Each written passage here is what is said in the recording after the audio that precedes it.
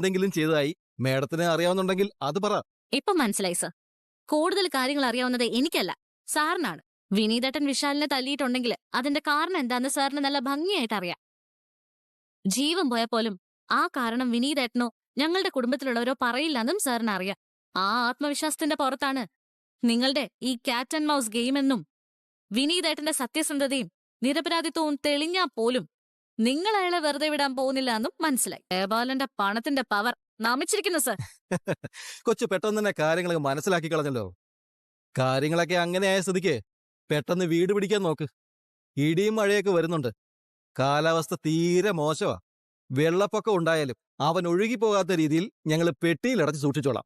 ഇതിനേക്കാളും വലിയ ഇടിയും മഴയൊക്കെ കാവേരി കണ്ടിട്ടുണ്ട് സർ. പെട്ടിയിൽ അടച്ചു സൂക്ഷിക്കുന്നത് കാവേരിക്ക് വേണ്ടപ്പെട്ട മുതലാണെങ്കിൽ എത്ര വലിയ വെള്ളപ്പൊക്കത്തിൽ ഒഴുകിപ്പോയാലും അത് കൊണ്ടുപോയവരെ കൊണ്ട് തന്നെ കാൽ ചുവട്ടിൽ കൊണ്ടുവന്ന് വൈപ്പിക്കാനും എനിക്കറിയാം. ഓ ആയിക്കോട്ടെ, ഒരു വക്കീലിനെ ഏർപ്പാടാക്കാം. സ്റ്റേഷൻ ജാമ്യം ബുദ്ധിമുട്ടാണ്. അതെനിക്കറിയാം. ഗംഗേച്ചി വിഷമിക്കാതെ. സംസാരിച്ച മതി കേട്ടോ. ഗംഗേച്ചി ചെല്ല. അമ്മായി, ചെറുതാണെങ്കിലും ഒരു വീടുണ്ട് എനിക്ക്. അത് ഈ ഭൂമിയിൽ ഉള്ളിടത്തോളം കാലം തെരുവിലോ മുറ്റത്തോ ഉറങ്ങാൻ നിങ്ങൾ ആരും വിട്ടുകൊടുക്കില്ലേ വിനീത്? മരണത്തിന് പോലും വിട്ടുകൊടുക്കാൻ എനിക്ക് മനസ്സില്ലെങ്കിലോ അവസാനിപ്പിക്കാൻ തീരുമാനിച്ച ഈ ജീവിതം എനിക്ക് തന്നൂടെ. പൊന്നുപോലെ നോക്കിക്കോളാം ഞാൻ. വിഷമിക്കണ്ട ഗംഗേച്ചി, വിനീതേട്ടനെ നാളെ അവര് വിടും.